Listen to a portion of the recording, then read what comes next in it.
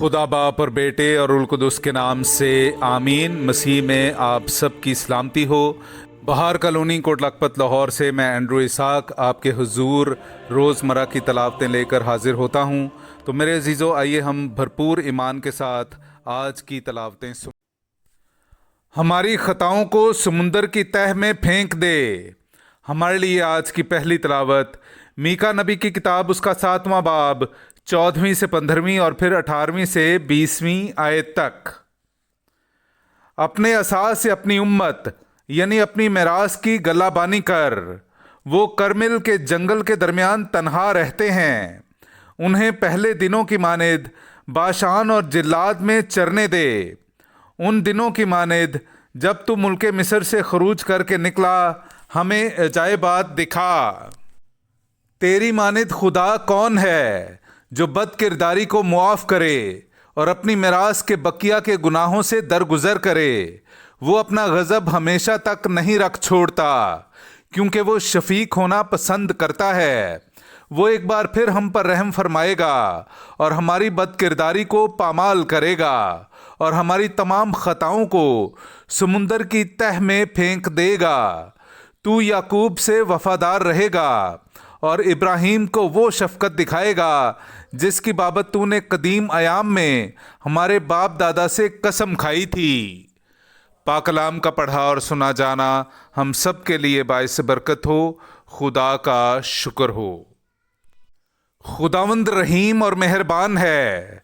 मेरे जीजो, आइए हम खुदावंद अपने खुदा की हमदो तारीफ़ करें। मैं आपके सामने पढ़ूंगा ज़बूर नंबर 103, उसकी पहली से चौथी और फिर 9वीं से 12वीं आयत तक। ऐ मेरी जान, खुदावंद को मुबारक है और जो कुछ मुझ में है उसके कुदूस नाम को मुबारक कहे। ऐ मेरी जान, खुदावंद को मुबारक है और उसके किसी एहसान को फरामोश ना कर। वो तुझे तेरी तमाम बदियां मुआफ़ करता है। वो तुझे तेरी तमाम बीमारियों से शिफा देता है। वो तेरी ज़िंदगी को हलाकत से छुड़ाता है। वो शफ़क़त और रहमत का ताज तुझ पर रखता है।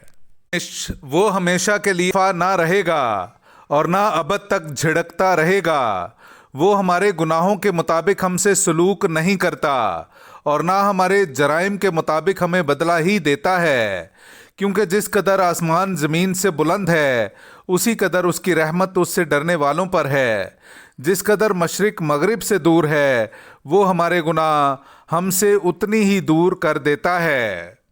पाक कलाम का पढ़ा और सुना जाना हम सब के लिए बाइस बरकत हो। खुदा का शुक्र हो। नाराए हम्द। मैं उठकर अपने बाप के पास जाऊंगा और उससे कहूंगा कि ऐ बाप, मैंने आसमान का और तेरी नज़र में गुनाह किया है। मेरे अजीज़ो, आइए हम आज का इंजीली इक़्तिबास सुनते हैं। इंजील मुक़द्दस बामुताबिक मुक़द्दस लूका उसका 15वां बाब पहली से 3री और फिर 11वीं से 32वीं आयत तक। तब सब मुहस्सिल और गुनहगार उसके पास आए थे ताकि उसकी सुने, और फरीसी और फ़कीह यूं कहते हुए एतराज़ करते थे कि ये गुनहगारों से मिलता और उनके साथ खाना खाता है। तब उसने उनसे ये तमसील कही कि किसी शख्स के 2 बेटे थे। उनमें से छोटे ने बाप से कहा, ऐ बाप, माल का वो हिस्सा जो मुझे आता है मुझे दे। उसने माल उन्हें बांट दिया और बहुत दिन ना गुजरे कि छोटा बेटा सब कुछ जमा करके दूर दराज मुल्क को रवाना हुआ और वहाँ उसने अपना माल ओबाशी में उड़ा दिया। और जब सब खर्च कर चुका तो उस मुल्क में सख्त काल पड़ा और वो मोहताज होने लगा। तब उस मुल्क के एक बाशिंदे के यहाँ जा पड़ा।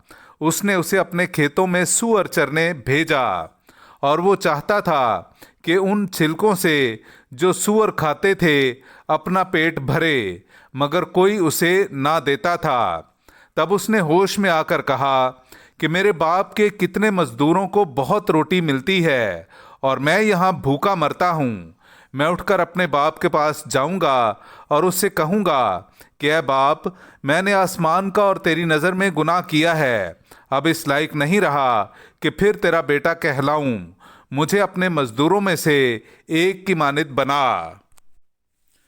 اور اٹھ کر وہ اپنے باپ کے پاس چلا، اور ابھی وہ دور ہی تھا کہ اسے دیکھ کر اس کے باپ کو ترس آیا اور دوڑ کر اسے گلے لگا لیا اور مقرراً چوما۔ بیٹے نے اس سے کہا کہ اے باپ، میں نے آسمان کا اور تیری نظر میں گناہ کیا ہے، اور اب اس لائق نہیں رہا کہ پھر تیرا بیٹا کہلاؤں۔ مگر باپ نے اپنے غلاموں سے کہا کہ جلدی سے اچھی پوشاک نکال لاؤ اور اسے پہناؤ، اور اس کے ہاتھ میں انگوٹھی اور پاؤں میں جوتی پہناؤ، اور پلے ہوئے بچھڑے کو لا کر ذبح کرو کہ ہم کھائیں اور خوشی منائیں، کیونکہ میرا یہ بیٹا مردہ تھا، اب زندہ ہو گیا ہے، کھو گیا تھا، اب ملا ہے۔ پس وہ خوشی کرنے لگے۔ اور اس کا بڑا بیٹا کھیت میں تھا۔ جب وہ گھر کے نزدیک آیا تو راگ اور ناچ کی آواز سنی۔ تب ایک غلام کو بلا کر پوچھا کہ یہ کیا ہے؟ اس نے اس سے کہا، تیرا بھائی آیا ہے، اور تیرے باپ نے پلا ہوا بچڑا ذبح کیا ہے، اس لیے کہ اسے صحیح سلامت پایا۔ اس نے خفا ہو کر نہ چاہا کہ اندر جائے، مگر اس کا باپ باہر آ کر اسے منانے لگا۔ اس نے جواب میں اپنے باپ سے کہا، دیکھ، اتنے برسوں سے میں تیری خدمت کرتا رہا اور کبھی تیرے حکم کے خلاف نہ چلا، مگر تو نے کبھی ایک بکری کا بچہ بھی مجھے نہ دیا کہ میں اپنے دوستوں کے ساتھ خوشی مناؤں۔ مگر جب تیرا یہ بیٹا آیا جس نے اپنا مال کسبیوں میں اڑایا، تو نے اس کے لیے پلا ہوا بچھڑا ذبح کیا۔ اس نے اس سے کہا، بیٹا، تو ہمیشہ میرے پاس ہے، اور جو کچھ میرا ہے وہ تیرا ہی ہے، لیکن خوشی منانا اور شادمان ہونا واجب تھا، کیونکہ تیرا یہ بھائی مردہ تھا، اب زندہ ہو گیا ہے، کھو گیا تھا، اب ملا ہے۔ پاک کلام کا پڑھا اور سنا جانا ہم سب کے لیے باعث برکت ہو۔ خدا کا شکر ہو۔